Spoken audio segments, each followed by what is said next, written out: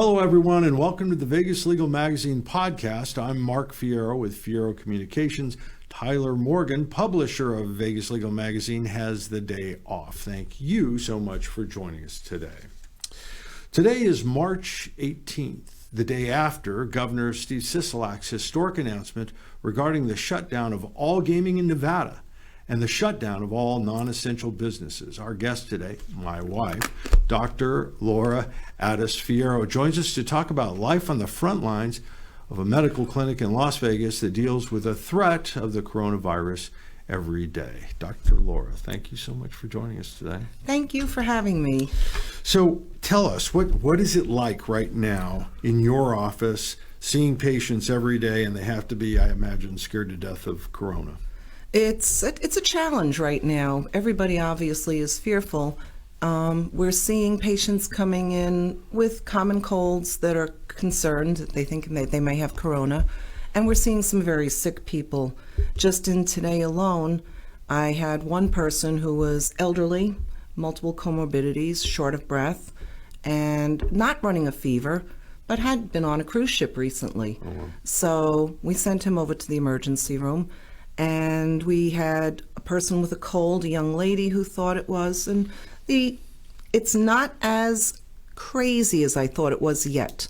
I am getting every person who is febrile, as soon as they hit the door, we're segregating them. We have an isolation room ready, and we're doing all infectious disease precautions to keep the person isolated and to get all the history on them.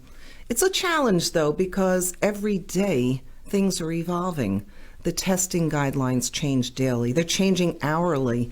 Yesterday, we just got word from Clark County Health District that we no longer have any reagent to do the testing for coronavirus. So Clark County is no longer doing testing. The only testing we're doing at this point now is from LabCorp and from Quest. And the challenge with that is learning how to handle the specimens, what types of specimens. And it's interesting because traditionally we're doing the nasopharyngeal swab, putting a little swab up in your nose, and then we send it off. And it takes about 3 to 4 days to get a result. That being said, there's a severe shortage of testing kits. And we have to be very judicious. The hospitals are doing the same thing as we are. And that's where there are guidelines. We have to have a certain temperature, a certain oxygen saturation. Patient has to be symptomatic, has to have recently traveled to an endemic area. And because these parameters, we're only testing the high risk people. My suspicions are there are other people that are not as high risk that we're not yet capturing. So I'm really glad that the governor has put a lockdown on the city to help prevent this spread, because it's the best thing we can do right now. It really is. I mean, in some ways, when you see the strip, it's frightening. Yeah. But at the same time, if you know the history of the way this disease has evolved, nothing should make you feel better than where Las Vegas is headed than seeing that break. Because what the governor did essentially said, it stops right here, outside visitors, let's take a break. The chances of bringing disease in from the outside are greatly diminished by his decision. Somebody raised a question in the news conference about the economics of it. He said, we're talking about human lives here. So he really did cut to the chase. One of the issues that had to be, right, that couldn't come at a worse time is this is the exact beginning of the worst part of the allergy season. Yeah, I know. So is there a way for a layperson to be able to tell the coronavirus from simple allergies? Well, one of the things that you stop and ask yourself, if you have a runny nose, you're coughing, sneezing, does this happen the same time every year? Does it happen only in the spring? Does it only happen in the fall? A lot of times when I ask these questions, the patients, they're like, every spring I get this cold and it turns into pneumonia. Well, it's allergies. And on physical exam, we can tell some differences. There are things that we look for. But if you're home and you're not sure, no harm in trying an antihistamine. See if it dries you up a little bit. If you're not running a fever and you get these symptoms regularly, chances are it is an allergy. Here's one thing. Fever is a key point. And I wasn't taking a phone call in the middle of our podcast. I I was wanted to wondering look about up this one number, and it's this. Everybody talks about whether the United States is prepared or not prepared, and whether or not testing is. Well, I can tell you that, think about these numbers for a moment. This is from the New York Times. I believe it's yesterday morning. South Korea tests more than 5,000. Remember that number, 5,000 per million. Mm-hmm. So pretty effective testing. 5,000 per million. In the United States, it's 125 people per million. So we are flying blind. But I will say this one thing, and these are unfortunate things that develop, but just as a rule of thumb, you can take the number of deaths that a community suffers, and that would approximately relate to 1.5%. So that one death, maybe we've got 150, maybe 200 at the outside, maybe as many as 400 infections, but that would really be stretching it. And remember, because the deaths would reflect, there's nothing magic about Las Vegas that we don't die from the coronavirus in the same numbers that the rest of the world does. But the one thing that we don't know is that those deaths, sometimes the symptoms don't even appear for 2 weeks. So the only way that this with a single death would not be a prime indicator of infection is if those infections all of a sudden just shot up within the last 14 days, and there's no reason to believe that that happened. So so we may be on a little bit safer ground, and with the fast action, and I have to tell you, I've worked in politics, and so I know that the kind of moves that the governor made yesterday, that could be the end of somebody's career. It could, those are big, bold moves. You're taking your political life in your hands. It took a lot of guts to do that. It took a lot of guts to make that kind of move and then shut down these other ancillary beasts. But as a doctor, how do you grade that when all of a sudden there's that break in continuity and people aren't flying from all over the world, potentially bringing illness to Clark County? I think that was a tremendously, importantly good move that Governor did yesterday. It's imperative in this city especially. I mean, obviously containment is important all over. Look at New Rochelle in New York and other areas that we've seen these pockets in Seattle. We haven't yet had that pocket here, but I think because of the concern that we've taken, we've been pretty judicious about watching our social distances here. But we literally have people from all over the world that come to Vegas. And guess what? They never cancel their vacations when they're sick. They've been waiting to come here for the last year, saving up, and they're coming to Vegas. And they're coming here to play and gamble. So I'm so glad that's been cut off. And also, amongst ourselves, I see a lot of young people that are cavalier. They're walking around and they think they're impervious to this illness. And unfortunately, they could be the silent carriers. So you might have people walking around that are housekeepers in the casinos, or people that are dealers that are walking around asymptomatic, and they can be infecting people. So I think it was an excellent move. It really needed to be done. Unfortunately, on my way here, I don't see that everything has closed. I heard that only essential businesses are to be open. So I got up to go to work this morning because I know I'm essential, but I just down the block saw an adult store that's open. Maybe some people think that's essential, but I don't. And I think we need to seriously look at not just trying to protect ourselves, we have to look out for the social good of everybody else. Because what's it going to be like next week when you don't see your hairdresser? Or a month from now, if God forbid your nail person died, or your lawyer that you talk to is no longer around because he's sick on a ventilator in the hospital. So this little inconvenience that we have right now is just a little inconvenience. It could have been so much worse if we had not contained it. If you look at Dr. Fauci, who's the epidemiologist at the NIH, he's the world's renowned infectious disease leader. And he has been saying for the longest time, for about a week now, that we should have done this. He wasn't pointing to Las Vegas. He was just saying this in general for the United States. But it's very important. And I think everybody needs to pay attention. Everybody is listening to their friends. They're on social media. They hear all of these things that are true, some aren't true, and a lot of misinformation is being spread. This is a good time to listen to your news. Listen to the real journalists who are doing this professionally and telling us what to do. Listen to the CDC. Listen to Clark County Health District. Listen to your doctor. I have already told several people this week that they're on a mandatory 14-day quarantine, and they looked at me incredulously. And I explained to them, I said, this is for the greater good of everybody. I said, every person that you touch, and now I don't know that they have coronavirus, even if you have the common cold, it makes sense to stay home when you're sick.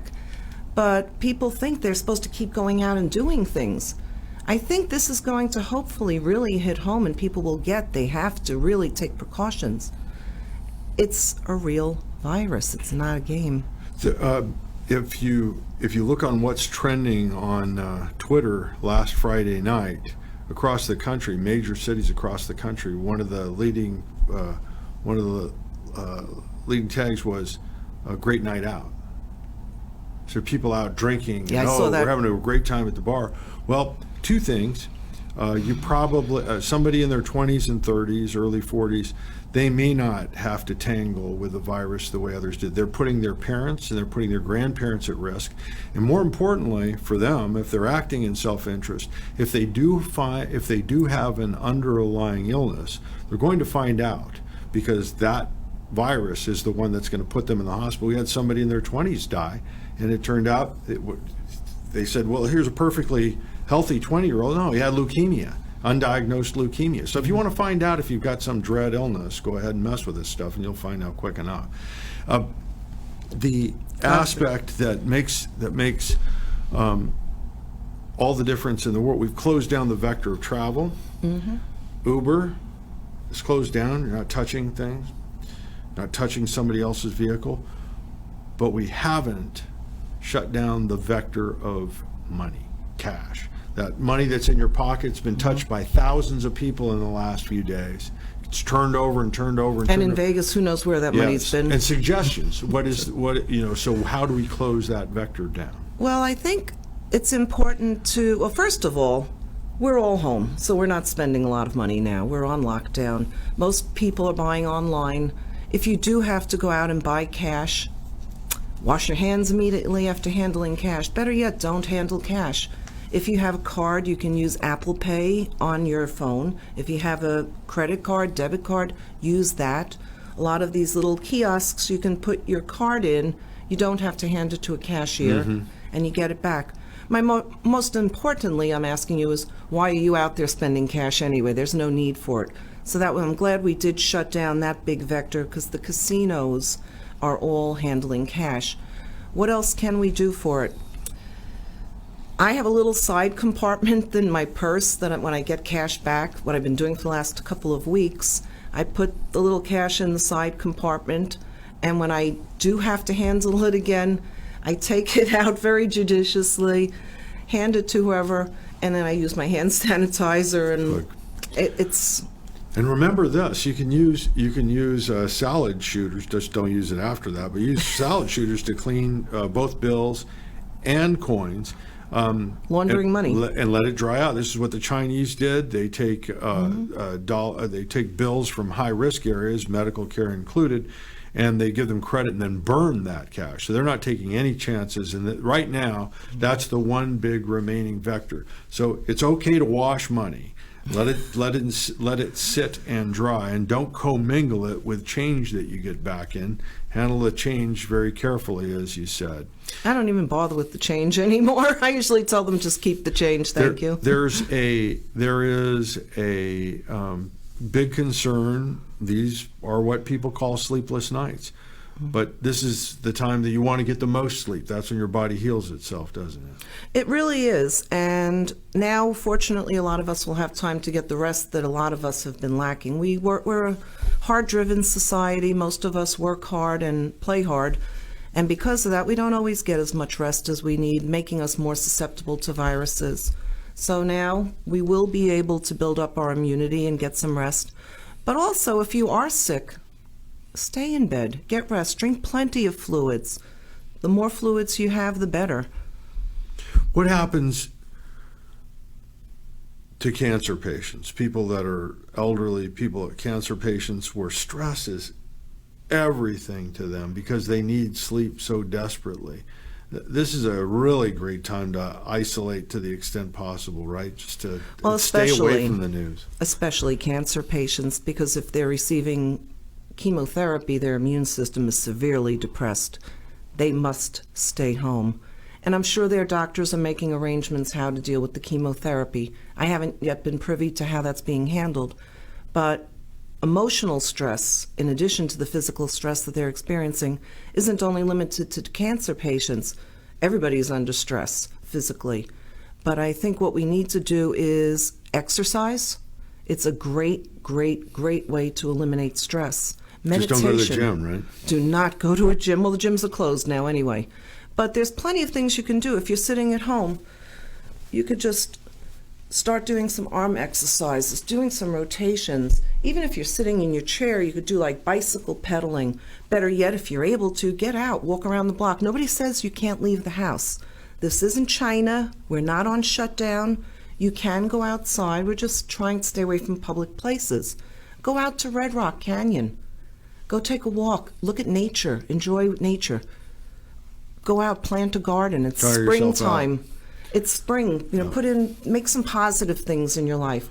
But yoga, meditation, things that you could do at home. And most importantly, prayer.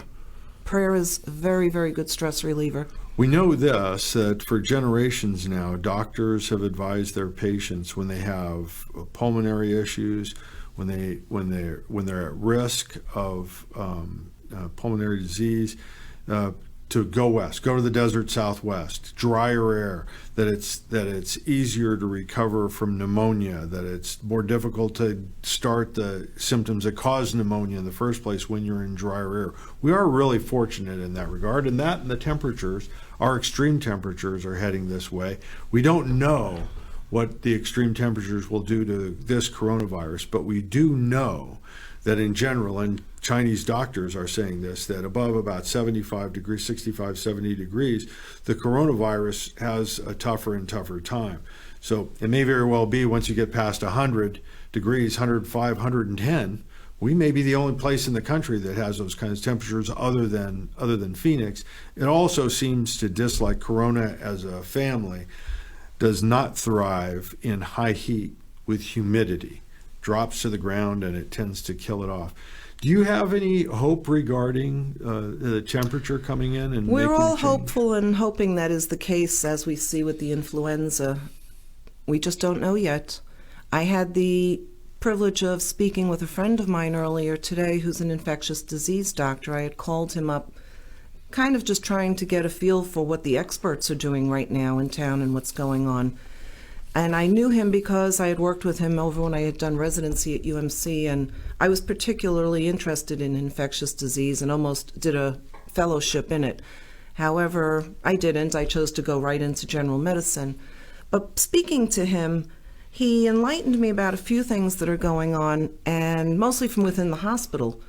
He is seeing there are lots of cases being tested, and obviously because of HIPAA, he's not going to share with me what's going on specifically. But I was asking him about testing, how we should be doing the best testing. Nasopharyngeal swab is still the standard, gold standard. They are doing sputum bronchoalveolar lavages on patients that are on vents. And I know we do have patients on vents with the coronavirus right now. I have another friend that I spoke with a couple of days ago in a different hospital, and he had told me there were patients there on ventilators with the COVID-19. So that is a concern right now. But speaking with him, I've come to realize we're all kind of in the dark here a little bit. I'm very up to date. Every single day I'm reading the current guidelines with the CDC and with Clark County Health District. My office manager is amazing at making sure I get updates regularly.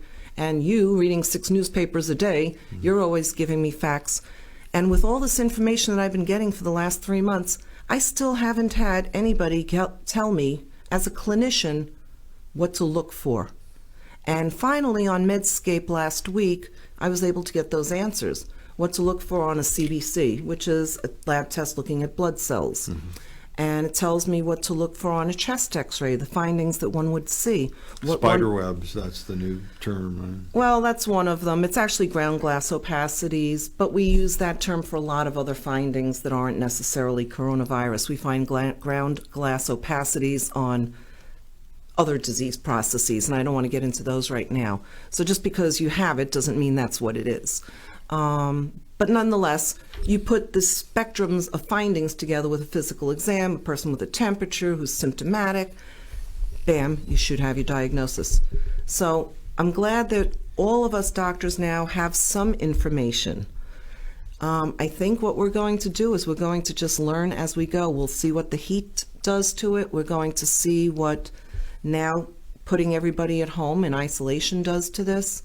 And we'll see how it behaves. I think the United States is going to be the first study, or maybe Las Vegas even, in shutting down a city and seeing what happens as a result.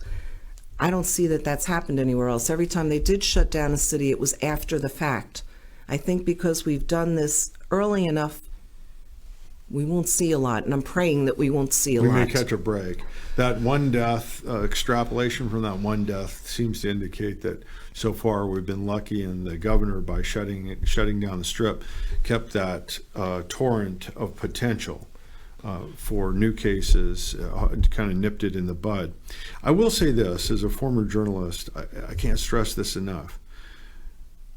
Getting so-called facts from social media can not only kill you, it can kill your family, it can kill your friends, because you're spreading misinformation. Journalists, serious journalists, treat their work as a sacred trust. They're not going to lie for anything or anybody. They're not going to stretch the truth. I know a lot of people are going to say, oh, journalists are on this side or that side. It makes no difference. There's not some meeting in the morning that says, this is what we're going to lie about this week. And remember that journalists have skin in the game. Their careers, their college educations, their backgrounds, their careers moving forward, all are based on the ability to convey the truth. And if you're not getting the truth, if you're getting misinformation from the flat brainwave capital on social media, it does you or anybody else little good. What are the kinds of things that people are coming to you, deciding that they've diagnosed what they have? I get that every day. You can Google your symptoms, but nobody has really come to me convinced they had coronavirus. Maybe just one or two, and they didn't. So that's a good thing. But I'm not seeing that yet. Well, that's the good news. Yeah. Well, thank you so much for joining us. With that, we call it a day. The Law Vegas Legal Magazine podcast. Sincerely thank my wife, Dr. Laura Addis Fierro. Tyler Morgan, he'll be back next week. Remember to like and share the Vegas Legal Magazine podcast on Facebook. You can also subscribe for updates on YouTube, iTunes, or Stitcher. And for all of you out there with a story idea, or an axe to grind, get a hold of Vegas Legal, the leading magazine in the Southern Nevada legal market. You can call Tyler Morgan at 702-222-3476. Reach out, tell us, tell your friends. Have a good one. We're out of here.